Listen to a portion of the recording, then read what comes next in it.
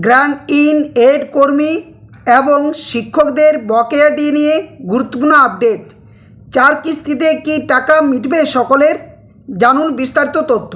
Hello friends, welcome to my YouTube channel the web education. So friends, এই মুহূর্তে আপনাদের জন্য আবারও একটা গুরুত্বপূর্ণ আপডেট শেয়ার করতে চলেছি। সেটা হচ্ছে গ্র্যান্ড ইন এড কর্মচারী এবং শিক্ষকদের বকেয়া ডিএ সংক্রান্ত ব্যাপারে। তো দেখুন, গতকালকে আমি আপনাদের সামনে ভিডিও দিয়েছিলাম যেখানে ইন্দু মালহোত্রার নেতৃত্বে যে কমিটি গঠিত হয়েছিল সুপ্রিম কোর্টের নির্দেশে, এবং তার ভিত্তিতে যে সেকেন্ড যে রিপোর্ট পেশ করা হয়েছে নবম বৈঠকের পর, সেখানে কিন্তু জানানো হয়েছে যে বকেয়া ডিএডিআর ব্যাপারে কিভাবে মেটানো হবে, কয়টা কিস্তিতে মেটানো হবে, এই সংক্রান্ত ডিটেলস তথ্য, যেখানে পেনশনার, ফ্যামিলি পেনশনার, কেএমসি এলাকাভুক্ত অবসরপ্রাপ্ত কর্মচারী, এই সমস্ত নানান তথ্য কিন্তু দেওয়া ছিল। কিন্তু এখনও পর্যন্ত একটা দ্বন্দ্বের বিষয় এবং যে বিষয়ের সুরাহা বা সমাধান এখনও পর্যন্ত কিন্তু খুঁজে পাওয়া যাচ্ছে না, সেটা হচ্ছে এই গ্র্যান্ড ইন এড কর্মচারী এবং কর্মরত যারা শিক্ষক শিক্ষিকা রয়েছেন তাদের যে বকেয়া ডিএর ব্যাপারে। তো কি কি তথ্য উঠে আসছে সমস্তটাই শেয়ার করব। যদিও এই গ্র্যান্ড ইন এড কর্মচারী এবং শিক্ষকদের বকেয়া ডিএর ব্যাপারে সুপ্রিম কোর্টে কী নির্দেশ দেওয়া হয়েছিল সেটা আপনারা হয়তো সকলেই জানেন, বা এর আগে কলকাতা হাইকোর্টেও কিন্তু এই নিয়ে মামলা হয়, সেখানেও কিন্তু অনেক বিষয় উঠে আসে।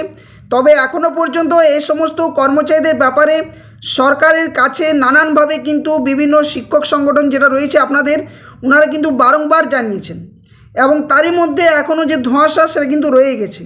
তো এই 4 কিস্তিতে যে টাকা মেটানোর কথা, যেটা সম্ভবত জুলাই 2026 থেকে যে জানুয়ারি কি জুলাই 2028 পর্যন্ত যে 4টা কিস্তিতে মেটানোর কথা, যেটা ইন্দু মালহোত্রার নেতৃত্বে কমিটিতে অ্যাকসেপ্ট করা হয়েছে, এখানে কি কি তথ্য উঠে আসছে, আদৌ এদের দেবে কি না টাকা, নাকি অন্য কোনো পরিকল্পনা, এই সমস্ত বিষয়গুলোই কিন্তু এখন চোখের সামনে কিন্তু পরিষ্কার হতে চলেছে। তো চলুন কি আপডেট উঠে আসছে সেটা অবশ্যই একবার জানা যাক যে বিষয়গুলো আদৌ কতটা ফলপ্রসূ হতে চলেছে পরবর্তী দিনে বা আগামী দিনে। আদৌ এনারা টাকা পাবেন কি পাবেন না, এই সমস্ত তথ্যগুলো জানবো। তো চ্যানেল নতুন ভিউয়ার্স দেখলে অবশ্যই সাবস্ক্রাইব করবেন, লাইক করবেন ভিডিওটি, এবং বাকিদের সাথে শেয়ার করতে কেউ কিন্তু ভুলবেন না। তো চলুন জানা যাক। তো দেখুন, বলা হচ্ছে যে রাজ্য সরকারি কর্মী, পেনশনভোগী এবং গ্র্যান্ড ইন এড প্রতিষ্ঠানের কর্মীদের দীর্ঘদিনের যে বকেয়া মহার্ঘ ভাতা নিয়ে আজ অর্থাৎ 11ই আগস্ট একটি গুরুত্বপূর্ণ খবর পাওয়া গেছে, যেখানে সুপ্রিম কোর্টের নির্দেশে গঠিত অবসরপ্রাপ্ত বিচারপতি ইন্দু মালহোত্রার নেতৃত্বাধীন যে কমিটির কাছে রাজ্য সরকার রোপা 2009 এর বকেয়া ডিএ মেটানো নিয়ে তাদের প্রস্তাব কিন্তু জমা দিয়েছে। এই প্রতিবেদনে এই সমস্ত যারা গ্র্যান্ড ইন এড কর্মচারী এবং সরকারি কর্মচারী যারা রয়েছেন তাদের কোন পরিস্থিতি দাঁড়িয়ে রয়েছে সেই তথ্যটি জানব। তো বলা হচ্ছে যে রোপা 2009 বকেয়া ডিএ মেটাতে 4 কিস্তির প্রস্তাব, যেটা নিয়ে আমি আগেও গতকালকে বলেছিলাম। তো বলা হচ্ছে রাজ্য সরকার পঞ্চম বেতন কমিশনের আওতায় 2008 থেকে 2015 সাল পর্যন্ত যে সময়ের বকেয়া ডিএ মোট 4 কিস্তিতে যে মিটিয়ে দেওয়ার প্রস্তাব কিন্তু দিয়েছে, এবং রিপোর্টেও কিন্তু সেটাই বলা হয়েছে। তো প্রস্তাবিত যে সময়সূচি অনুযায়ী বলা হচ্ছে যে প্রথম যে কিস্তি সেটা কিন্তু 2026 সাল, দ্বিতীয় কিস্তি 2027 সালে, এবং তৃতীয় কিস্তিও 2027 সালে, এবং চতুর্থ বা শেষ কিস্তি সেটা হচ্ছে 2028 সালের জানুয়ারি পর্যন্ত লাগবে। অর্থাৎ এটা হচ্ছে জুলাই, 2026 জুলাই, ঠিক আছে। এটা হচ্ছে জানুয়ারি এবং জুলাই, দুটো কিস্তি, জানুয়ারি এবং জুলাই, এবং এখানে হচ্ছে যে 2028 সেটা কিন্তু জানুয়ারি। এইভাবে কিন্তু 4টা কিস্তিতে যে টাকা সেটা কিন্তু মেটানোর যে রিপোর্ট সেটা কিন্তু কমিটি অ্যাকসেপ্ট করেছে। ইন্দু মালহোত্রার নেতৃত্বে যে কমিটি গঠন হয়েছিল সুপ্রিম কোর্টে, এবং রাজ্য সরকারও কিন্তু সেই স্কিমটি চালু করেই প্রস্তাবনা কিন্তু দিয়েছে। তো প্রথম কিস্তিতে পেতে হলে কি শর্ত থাকছে এখানে, তো মালহোত্রা কমিটি রাজ্য সরকারকে জানিয়েছে যে প্রথম কিস্তির টাকা আগামী 3 সেপ্টেম্বরের মধ্যে মিটিয়ে দিতে হবে। তাহলে এটা একটা সত্যি ভালো বিষয়, যেহেতু সুপ্রিম কোর্ট নির্দেশ দিয়েছে, এবং আমরা সকলেই কিন্তু এটা আশা করব যে বর্তমান সরকার অবশ্যই এটা মেটানোর যে চেষ্টা সেটা কিন্তু 100% করার যা করার করবে। অর্থাৎ 3 সেপ্টেম্বরের মধ্যে কিন্তু আপনাদের প্রথম যে কিস্তি যেটা জুলাই মাসের কথা সেটা কিন্তু সেপ্টেম্বর লাগাচ্ছে ঠিকই, কিন্তু মিটিয়ে দেওয়ার যে নির্দেশ সেটা কিন্তু দেওয়া হয়েছে। তবে এক্ষেত্রে একটি গুরুত্বপূর্ণ শর্তও কিন্তু রাখা হয়েছে, যেটা আমি বারংবার এর আগেও বলেছিলাম, যে যেসব কর্মীরা ই সার্ভিস বুক ইতিমধ্যে আপডেট ও স্ক্যান করা হয়ে গিয়েছে একমাত্র তারাই কিন্তু এই কিস্তির টাকা হাতে পাবেন। ফলে যাদের সার্ভিস বুক এখনও আপডেট হয়নি তাদের কিন্তু দ্রুত এই কাজটিও সেরে ফেলার যে নির্দেশ বা জরুরি করা অবশ্যই দরকার। এবার আসছে 2016 থেকে 2019 এবং পেনশনভোগীদের যে বকেয়া ডিএর বর্তমান অবস্থা। তো বলা হচ্ছে রাজ্য সরকার ইতিমধ্যেই 2016 থেকে 2019 সাল পর্যন্ত সময়ের বকেয়া ডিএ রাজ্য সরকারি কর্মীদের পিএফ তহবিলে জমা করে দিয়েছে।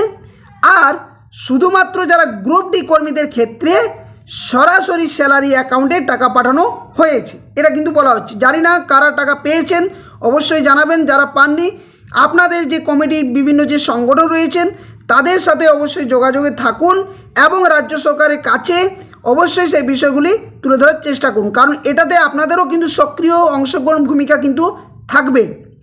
পাশাপাশি রাজ্য সরকার কমিটিকে জানিয়েছে পেনশনভোগীদের 2008 থেকে 2019 সাল পর্যন্ত সময়ের বকেয়া ডিএ ইতিমধ্যে সম্পূর্ণরূপে মিটিয়ে দেওয়া হয়েছে, কিন্তু এটা নিয়েও অনেকেরই সংশয় রয়েছে টাকা পাননি বলে। তো আপনাদের হিসেব আপনারা অবশ্যই জানেন যে কি হবে কি না হবে সেটা। এবার যেটা চর্চিত বিষয় সেটা হচ্ছে গ্র্যান্ড এড কর্মীদের জন্য কি আলাদা কিছু বলছে রাজ্য সরকার, না কি তথ্য উঠে আসছে। তো শিক্ষা প্রতিষ্ঠান, পুরসভা, পঞ্চায়েত ও স্বশাসিত যে সংস্থার মতো যে সমস্ত গ্র্যান্ড এড প্রতিষ্ঠানের কর্মী এবং পেনশনভোগীদের বকেয়া ডিএ নিয়ে মলত্রা কমিটির কাছে জমা দেওয়া নথিতে কোনো কিন্তু স্পষ্ট উল্লেখ করা নেই, যেটা আমি কালকে আপনাদের রিপোর্টে বলেছিলাম। প্রথম রিপোর্টেও ঠিক একই অবস্থা, দ্বিতীয় রিপোর্টেও ঠিক একই অবস্থা।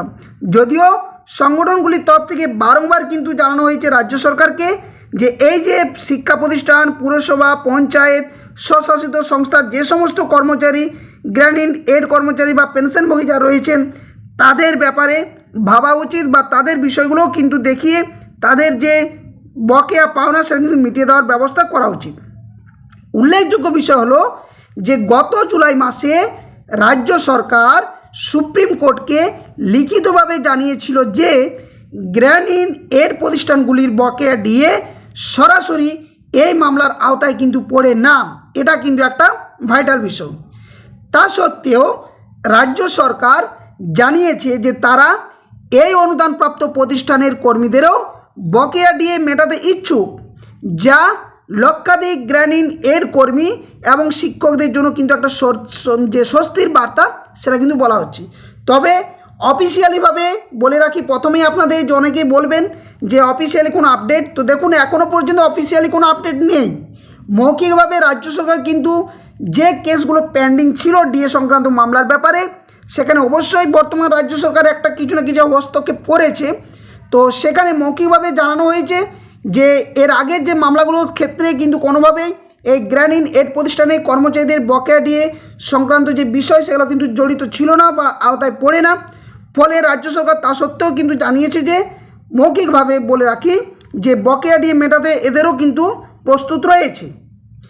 তো সুপ্রিম কোর্টে দেখুন পরবর্তী যে নির্দেশনা রয়েছে বা যে শুনানি রয়েছে সেটা কিন্তু আগামী 18 আগস্ট আপনারা জানেন, কারণ গত 6 আগস্ট যে মামলার শুনানি সেক্ষেত্রে রাজ্য সরকারকে সরাসরি জানিয়ে দেওয়া হয়েছে যে 2 দিনের মধ্যে রিপোর্ট পেশ। সেই রিপোর্ট কিন্তু ইন্দু মালহোত্রার নেতৃত্বে কমিটি গঠনের ভিত্তিতে দেওয়া হয়েছে, গতকালকে আপনারা দেখেছেন।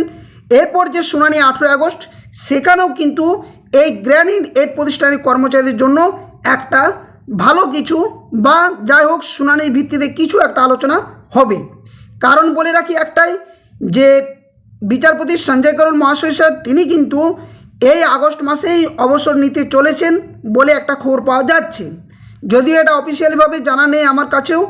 যদি তিনি অবসর নেন অবশ্যই তিনি চাইবেন যে দীর্ঘদিনের তিনি যেহেতু মামলাগুলো শুনছেন এই ডিএ সংক্রান্ত যে মামলা, সেক্ষেত্রে উনি কোনোভাবেই চাইবেন না এই সমস্ত কর্মচারীদের যে মামলা সেটা আরও দীর্ঘায়িত হোক, কোনো নতুন বিচারপতি এসে মামলাগুলো শুনুক বা বিস্তারিতভাবে শুনানি করাক। তার আগে চাইছেন উনি যে কোনোভাবেই এই মামলার যাটুকু ফাঁক ফোকর রয়েছে, যাটুকু গ্যাপ রয়েছে মিটিয়ে দিয়ে রাজ্য সরকারে একদম ডিটেলসভাবে সেই নির্দেশনা দেওয়া এবং কমিটির নির্দেশের ভিত্তিতে সেই বকেয়া পাওনা মিটিয়ে দেওয়া। তো বকেয়া ডিএ মামলার পরবর্তী যেহেতু শুনানি 18 আগস্ট, যেখানে মলহোত্রা কমিটির পেশ করা রিপোর্ট নিয়ে বিস্তারিত কিন্তু আলোচনা হবে। রিপোর্টটি আগেই সমস্ত সংশ্লিষ্ট সংগঠনকে পাঠানো হয়েছিল বা হয়ে গেছে অলরেডি, এবং সেই ভিত্তিতে বিভিন্ন রেসপন্ডেন্ট সংগঠনগুলো যারা রয়েছেন তারা আদালতে নিজেদের বক্তব্য পেশ করবে আগামী 18 আগস্ট। ওই দিনটি বিশেষভাবে গুরুত্বপূর্ণ, কারণ গ্র্যান্ড ইন এড কর্মী এবং কলকাতার যারা পেনশনভোগী যাদের বকেয়া ডিএ সংক্রান্ত বা ডিআর সংক্রান্ত যে নোটিফিকেশন জারি করেছিল সম্ভবত 7 জুলাই, সেখানে কিন্তু পেনশনভোগীদের যে বকেয়া ডিএ নিয়ে সম্ভাব্য কোনো নির্দিষ্ট সমাধান বা নির্দেশিকা এই শুনানিতে কিন্তু আসতে পারে। তো এই 4 কিস্তির যে ঘটনা, সেখানে আদৌ কি এ বিষয়ে আলোচনা হবে কি হবে না, এটাও একটা দেখার বিষয়। এবং এই 4 কিস্তির ভিত্তিতে গ্র্যান্ড ইন এড কর্মচারী যে সমস্ত রয়েছেন বা পেনশনভোগী রয়েছেন তাদের ব্যাপারে কী নির্দেশনা আসছে সেটাও কিন্তু পরবর্তী ক্ষেত্রে দেখা যাবে। সেটা হচ্ছে কবে না, এই 18 আগস্ট যে শুনানিতে। তো এই হচ্ছে সম্পূর্ণ আপডেট। এখনও পর্যন্ত কিন্তু প্রশ্নচিহ্নের মুখেই রয়েছে এই গ্র্যান্ড ইন এড কর্মচারীদের, কারণ এখনও পর্যন্ত এনাদের খাতা কিন্তু খোলেনি কোনোভাবেই বকেয়া ডিআর সংক্রান্ত ব্যাপারে। তো পরবর্তী আপডেট 18 আগস্ট অবশ্যই আমরা জানার চেষ্টা করব যে কী কী তথ্যটা আসছে, যে রিপোর্ট পেশ করেছে সেটার ভিত্তিতে কর্মীদের প্রতিক্রিয়ায় বা কী রয়েছে, রাজ্য সরকারের স্ট্যান্ড বা কী রয়েছে, এবং সুপ্রিম কোর্ট সেখানে কী নির্দেশ দিতে চলেছে কমিটির ভিত্তিতে, সেটাও কিন্তু জানার চেষ্টা করব। তো এই হচ্ছে সম্পূর্ণ আপডেট। এখনও পর্যন্ত কিন্তু ধোঁয়াশার মধ্যেই রয়ে গেছে।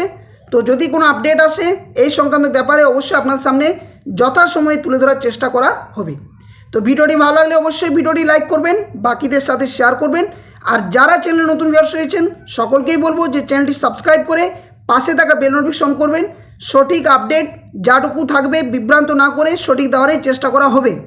এর মধ্যেও কোনো ভুল বশত যদি হয়ে থাকে কোনো ভুল, অবশ্যই আপনাদের কাছে ক্ষমা প্রার্থী, কারণ আপনারা অনেকেই হয়তো আমার থেকে বেশি জানেন বা হয়তো আপনারা তথ্যগুলো পান, কিন্তু যাটুকু তথ্য শেয়ার করা হচ্ছে বিভিন্ন নিউজ চ্যানেলের মধ্য দিয়ে সমস্ত আপডেটগুলো একত্রিত করে আপনাদের সামনে তুলে ধরার চেষ্টা করা হয় এই চ্যানেলের মধ্য দিয়ে।